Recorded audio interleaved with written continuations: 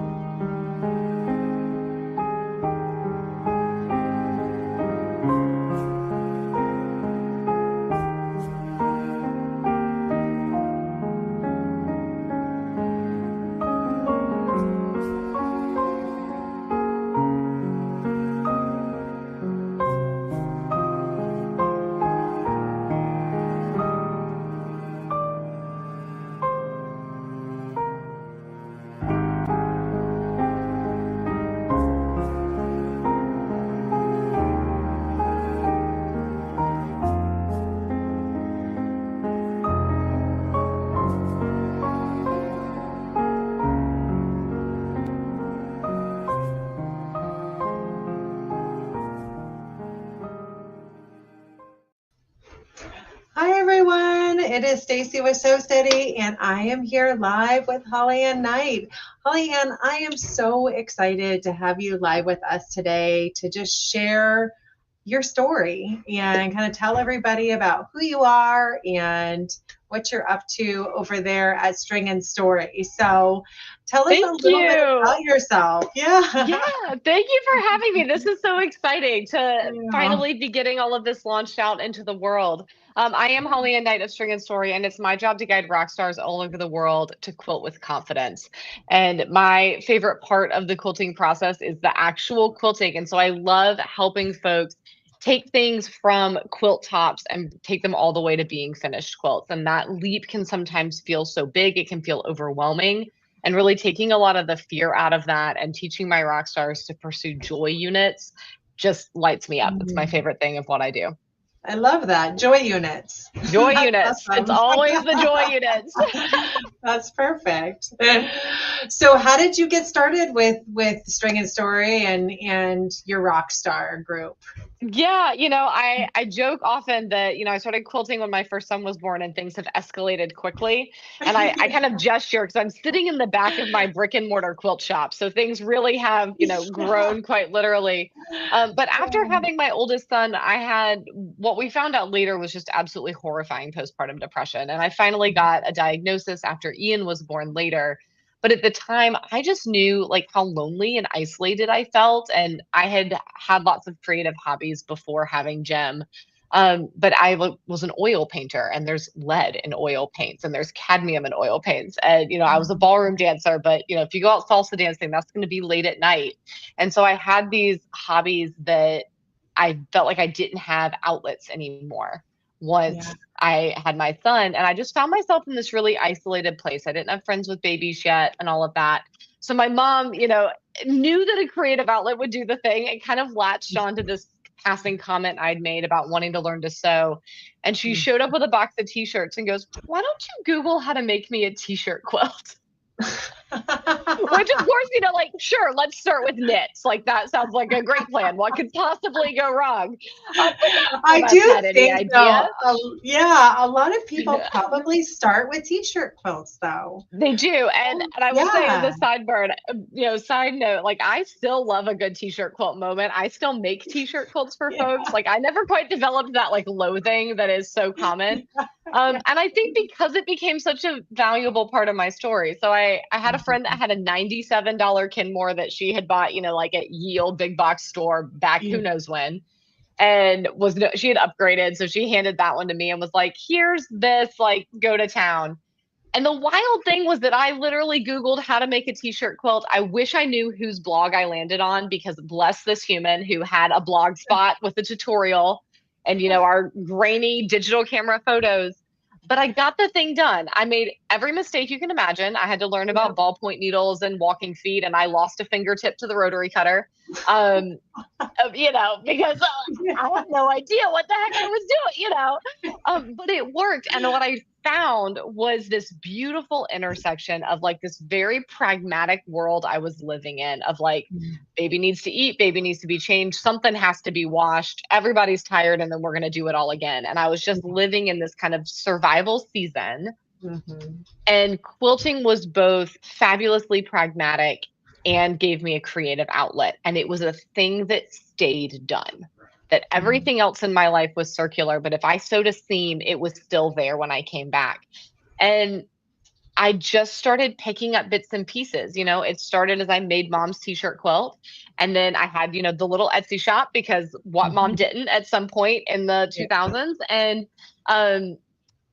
I started making t-shirt quilts for other people and got to where folks were shipping me shirts from every corner of the country, which was so much fun. And I Yeah. would tuck the babies in at night and then go cut out t-shirts and iron it. Lord knows how much interfacing glue I breathed, right? But it gave me something. It gave me something that was my own in a season that was very much about every part of me being for our family. And Yeah. in the midst of that, I discovered the world of modern quilting and discovered free motion quilting, because I'm very much a library kid. So went and checked out books, and the only quilting books that our library had were like, 1930s wool applique, that was way too fiddly for where I was at in life.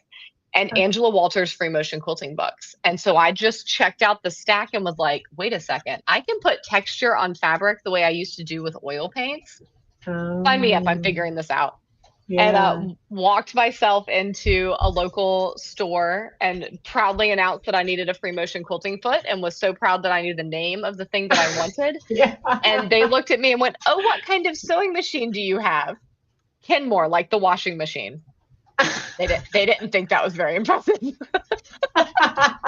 They immediately are like, "You need a new sewing machine." Yes, and Yeah. and I'm like, "No, you don't understand how incredibly broke as a joke I am. I'm like literally pushing the double stroller into their, like double doors, Yeah. trying not to hit things." And but I got my little $10 plastic free motion foot and went home and figured out how to do some little jiggity jaggedy swirls. And I was hooked. I had already gotten kind of hooked on the t-shirt quilt thing, but this was like a whole new world that began to open Yeah. up. And I didn't, I knew Kenmore like the washing machine. I had no idea that free motion was something I should be scared of. Like, I had no Yeah. idea that there was a reputation. I'm like, the book from the library said that I can do it. Therefore, clearly I can. I can do it, which you can. Now Which you know can, you can. right? Yeah. Exactly.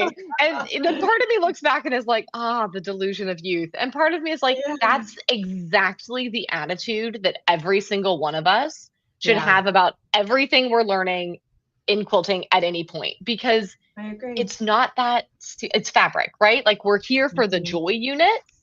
So Yeah. it doesn't need to be this serious, heavy thing where we need to project fear onto Yeah. something. Like, giddily coming home with our $10 plastic foot and swirling the most ratchet swirls that have ever swirled should bring everyone the level of joy that I experienced that night.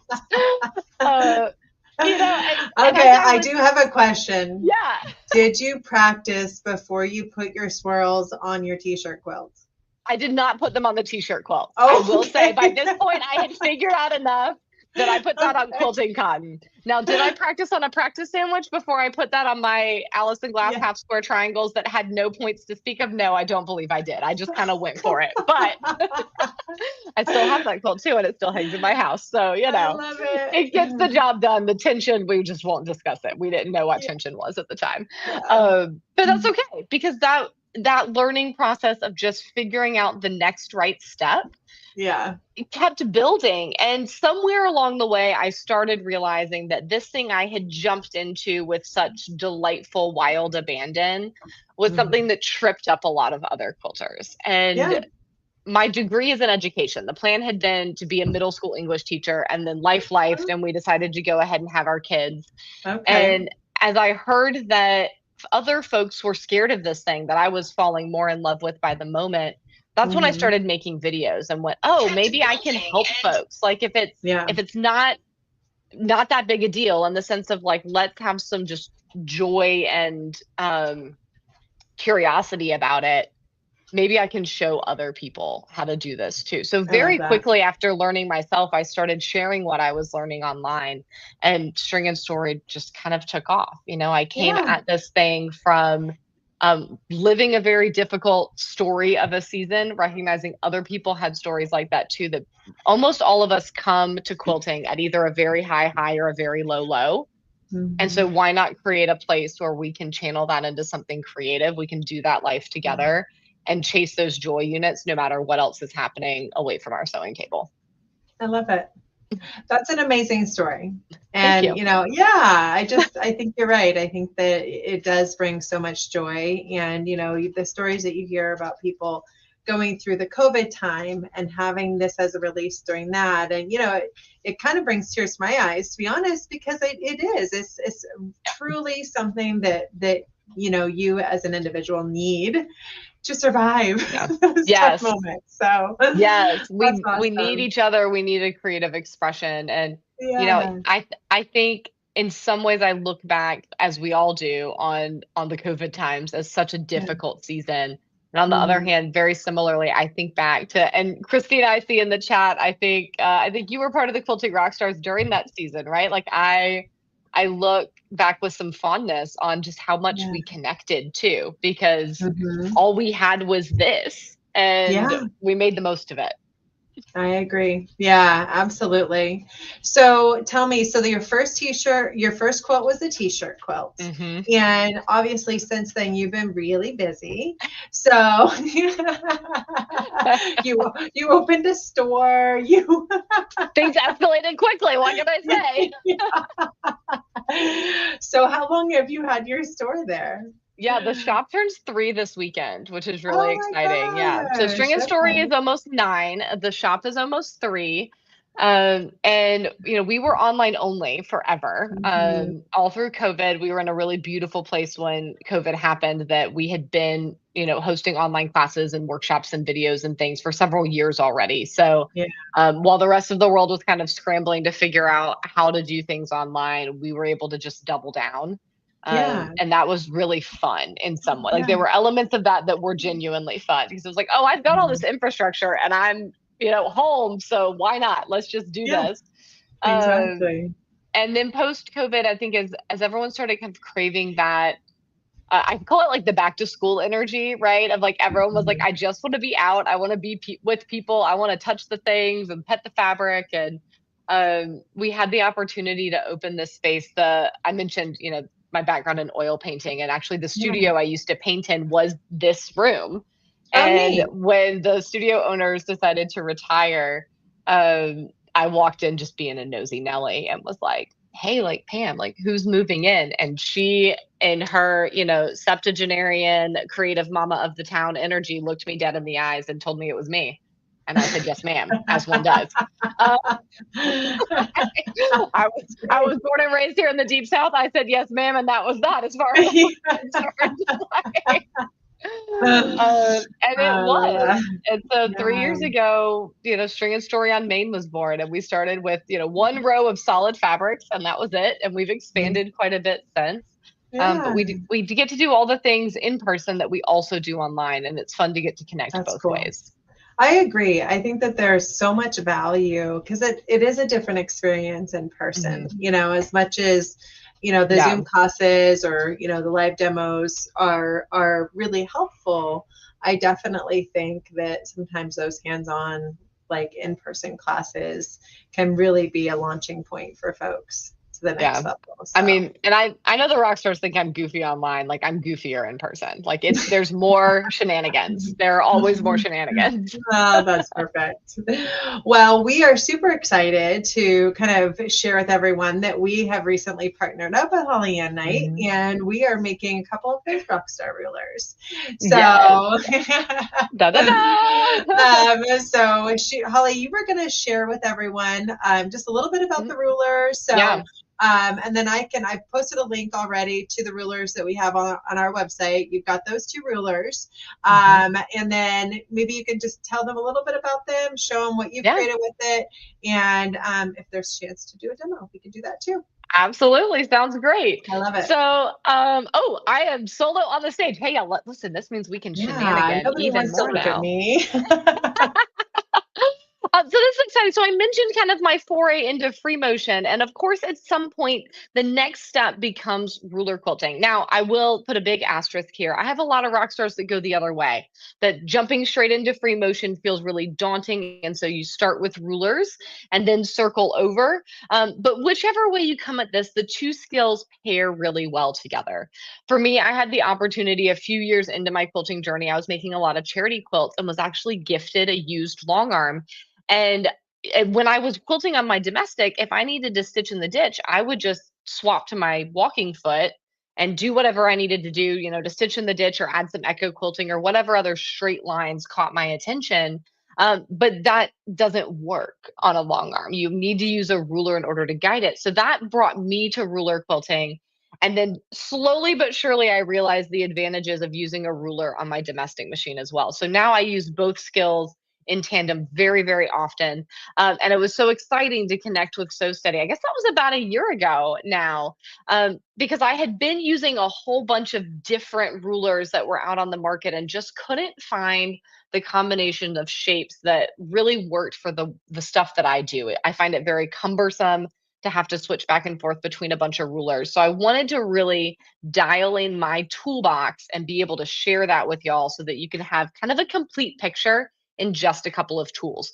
So the first one is the less exciting one. We did, of course, do a straight ruler so that you can have a complete set with the lovely String and Story logo on here. This is a very simple straight edge ruler. You've got your longer sides, your shorter sides, and we've marked some 1/4 inch increments on these. Y'all are going to see the reflection from the window rather than there we go. We've marked some 1/4 inch increments on these. So you can use this to space out straight lines, do your grids, your stitch in the ditch, etc. And then the one that is the big fun is the Quilting Rockstar ruler. And if you pay careful attention actually to our logo here in the center, you will notice a resemblance with the ruler itself. Mine is covered in fingerprints. That means it's well loved, right? And we put some of my very favorite shapes on here. So over here, we do have a little bit of a straight edge to make it easy for you to connect different sections as you're quilting without having to necessarily reach for that straight ruler even in the moment.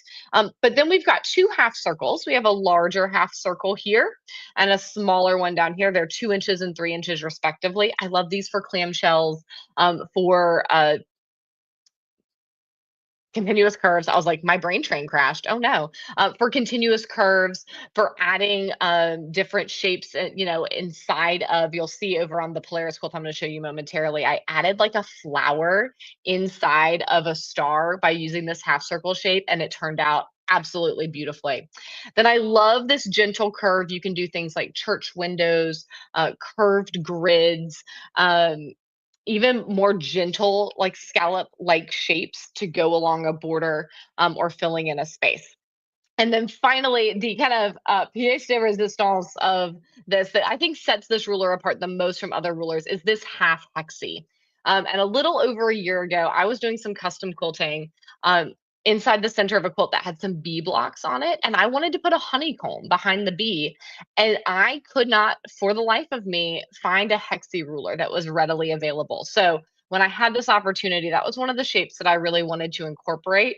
And this is one that's fun to play around with because you can do like little trapezoid bricks. You can turn it into full hexies that nest together, and just generally get a totally different effect than you can with these more curved shapes. So all of that being said, So Steady and Stacy have posted that link over in the chat again. So if you haven't clicked on it yet, that's the easiest way to snag these rulers.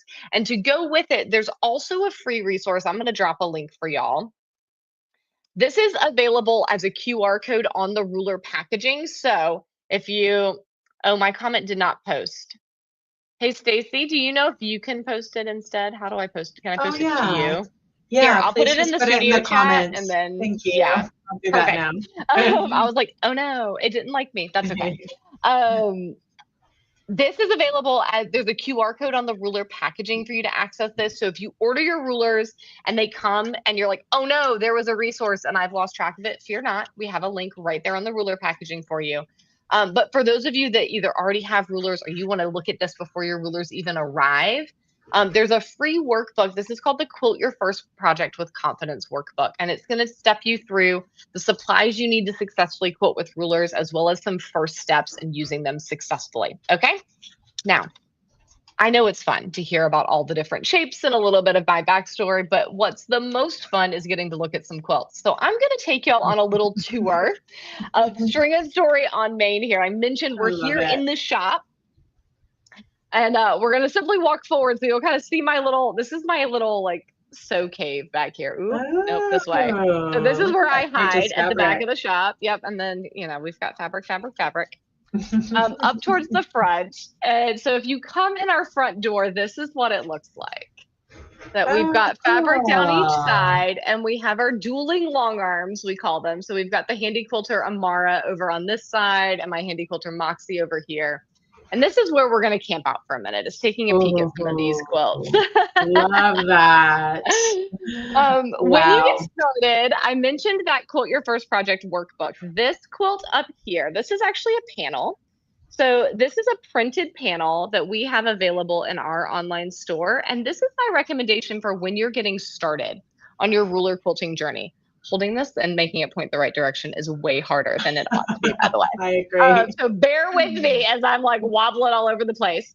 So I love this. You can see on this, there's a lot of the motifs for that straight ruler. So we've got our grids and things, but look over here on the side, you can see those shallower curves over in the piano keys, if you will. And then there's a little continuous curved flower hiding in there as well. So it's a perfect opportunity just to try out and sample some of those shapes in a nice low stakes way, right? And then you can move on to doing really fun custom quilting on the quilts that you have taken the time to piece, such as this one here. This is my Polaris quilt. And I mentioned to Stacy before we started that we had to come over here for story time because this quilt is like 100 inches square. So there was just no way it was moving. But I'm going to flip over to the back so y'all can see all the different shapes. As we get a little closer, you can start to see here is that circular shape that I mentioned. So this is the gentle curve on the Quilting Rockstar ruler. And this here is that half circle, that 3-inch half circle. And then these are also done with that gentle curve of the Quilting Rockstar ruler. So we can create these really fun custom shapes and then mix it with the free motion to create these little medallions and drop a feather in the middle. Of course, all the stitch in the ditch and all of these straight lines and these lovely grids are done with the straight ruler. And if I flip it over here to the back, oh wow, you can really see all those shapes. Yeah, that's beautiful. Ta-da! Let's see. Mary says panels are a nice way to start out. I totally agree. Thank you, Ina. I'm very proud of that quilt. That will be my quilt when it finally finishes being on the wall. And Diane asked if there's a discount code, Stacy. So I will leave that in your hands. Okay. Managing the chat. I love a chat moment. So what I love about a quilt like this is that it's block based, right? So I drew out that quilting plan to maximize the use of my ruler. This was the first one that I did after I got my quilting rockstar ruler. 'Cause I really wanted to play around with as many of the shapes as possible and show what was possible with just one tool, right? And then the little companion straight edge ruler. Technically speaking, you could do all the straight edge quilting that's on here with that little bit on the quilting rockstar ruler. It would just take you a lot longer. So I love being able to pair those together. And I love as you step from, right? We mentioned using a panel first, then coming over to a block-based quilt. It allows you to draw a quilting plan that's going to utilize those shapes and then repeat it a whole bunch of times. So this first block way up here, if I can point my hand the right direction, that one, I think that block took me like 35 minutes to quilt, right? But then by the time I got down here to the bottom one, it took me like 20. So it's really helpful to be able to do that repetition to practice those skills and really get a good feel for using all the different shapes on that ruler. Now, my most recent adventure in ruler quilting is now this one that is draped over the frame behind me. Wow. Sorry, I tilted that. And what is going to be a little difficult to see, and I'm going to set y'all down briefly because I'm going to actually hold it up so you can see the whole thing. Is this quilt is actually a custom commission by the owners of the building that I rent in, and it has the front of the building on it. So I had this really fun challenge of, can I take architecture and translate it into quilting?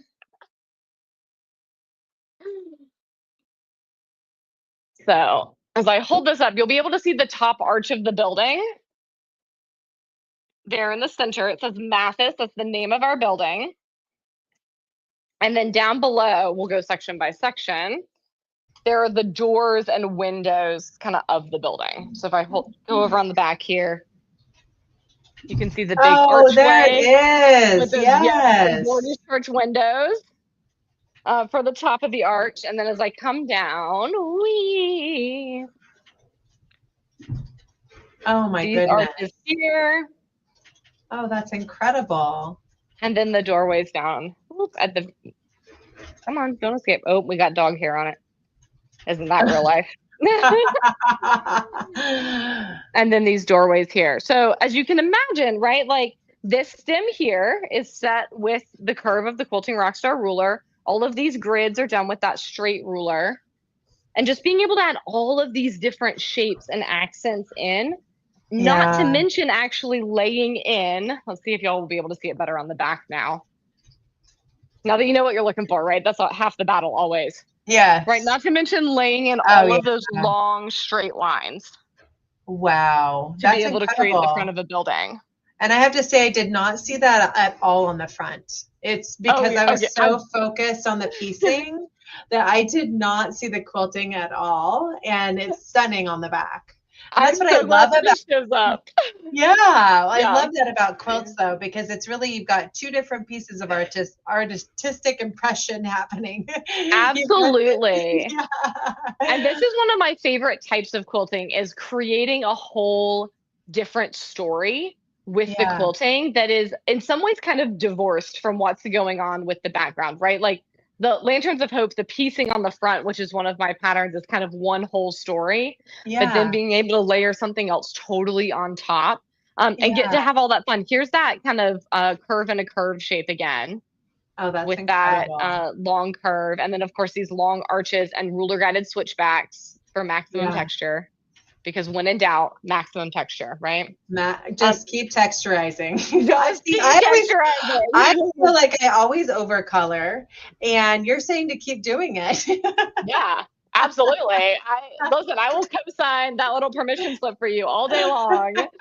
So much texture. That's great. Yeah, so hopefully that gives all of y'all a little bit of a picture of what is possible with just two tools, which I think is really nice.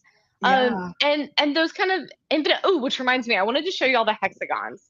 These, obviously we're not done with the Quilting Rockstar ruler because I didn't have it yet, but these were why the Quilting Rockstar ruler has those shapes of this bee quilt here. I don't know if y'all can see in the background, all these little hexagons that I pieced or that I quilted in. That was exactly why I wanted to be able to add that final shape to the Quilting Rockstar ruler so that we can have a texture like that as well. So your possibilities are really endless, even with just a few finite curves and a funky shape, not to mention your straight lines. Yeah, no, that was absolutely stunning. Honestly, and a lot of people were commenting the same exact thing. Just what beautiful quilting. And I think that your artist, your artistic approach to quilting is incredible. So I feel like you Thank you. definitely are taking it to the next level, trying to put an entire building in a quilting. That's incredible. It was a really fun challenge. 10 out of 10 would Yeah. repeat. I'm like, how do I go find more random corporate individuals who want their building quilted on a quilt? Because I can do Yeah. more of this. I'm putting it out Well, into the and universe. I'm like, somebody will hear this and I can do more of this yeah. work. And what I always think of is that the quilting needs to work with the piecing and the patchwork. And what I really see you doing is like creating two separate elements all together with, and really being able to show them off individually, which is incredible. Mhm. Yeah, Yeah.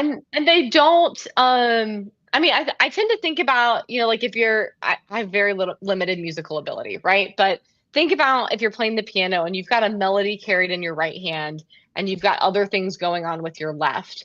That Mhm.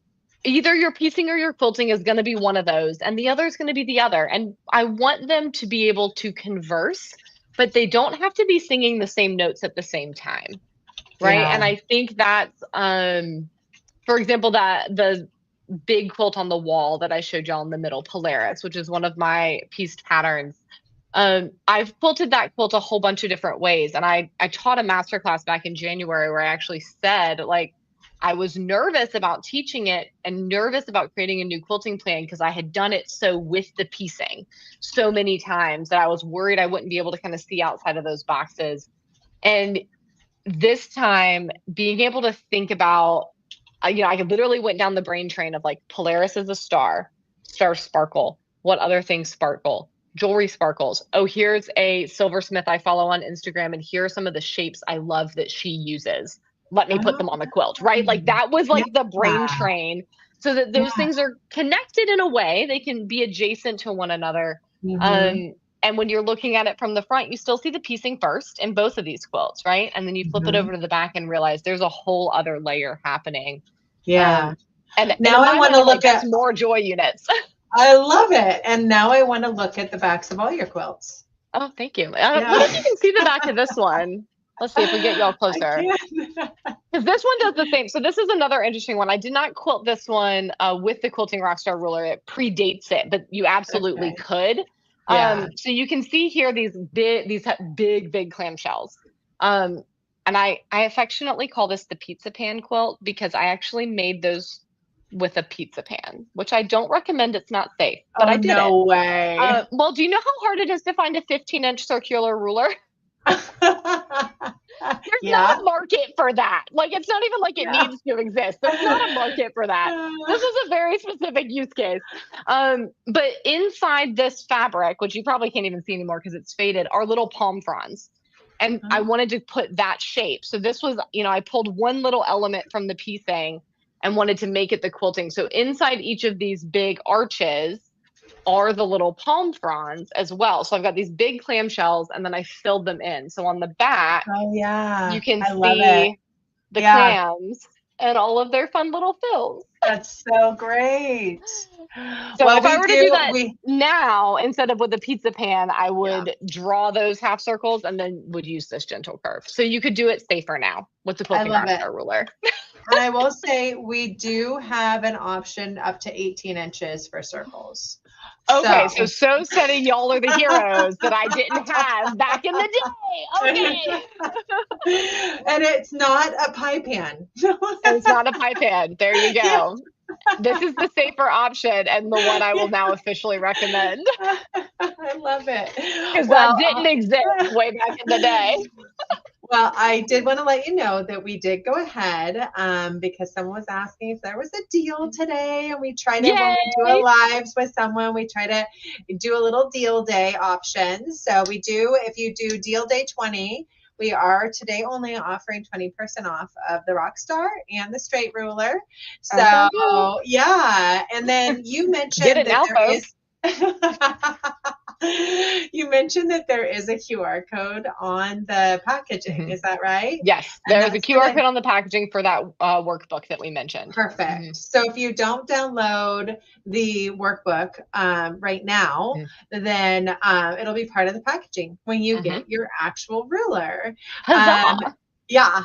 And if you do have any desire to maybe purchase a pattern or maybe some of those stunning panels, then that is certainly something that you can do on your website. Is that Yep. correct? Yep. Okay. So you can find me at Excellent. stringandstory.com. So in addition to that workbook, I have a very expansive blog with about 350 different educational articles. Quite a few include information about using rulers. And YouTube, Instagram, all of those places, you can find me at String and Story. So from our website, you'll find all of those blog resources. You can click over to our shop where we have the panels and the patterns. And then from there, also link over to social. Excellent. So now I was going to mention, because someone asked a good question. They said, are these available in high and low shank as well? And that is something that we did go ahead and add because I know, because here at So Steady, we offer all of our templates in high, low shank, or long arm. So when you Huzzah. go, and so when you go to purchase, you have your three choices. So you can use these on any make and model of machine. And I know in your education, because these templates tend to be outside shapes, you're not going to run into a situation if you had a too thick template that's probably going to cause you problems because you're probably not going to be behind that ruler foot a whole lot. Yeah, exactly. You're typically going to be you're going to be quilting in front of it. But in any case, we offer it in all the shank sizes. So you can get them in all three. And any other questions that I missed? I'm not sure. Let's see here. Yeah. I Welcome think I back. got everything. Yeah. I think we caught everything. So I think we have a lot of folks that are agreeing with me. Amazing quilting, HollyAnne. Wow. Thank you.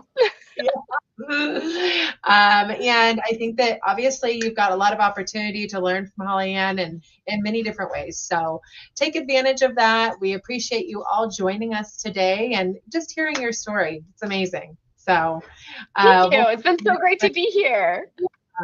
We'll look forward to hopefully having many more opportunities to share what you're up to and maybe even some new rulers in the future. You never know, right? Who knows? There might be new ideas are coming. All right. Well, thank you all for joining us today. Take advantage of that Deal Day 20. And of course, get that workbook because I have a feeling you're going to learn quite a bit from HollyAnne. So, absolutely. Okay. Thanks, Stacy. Thanks, y'all. Thanks, everyone. Bye-bye.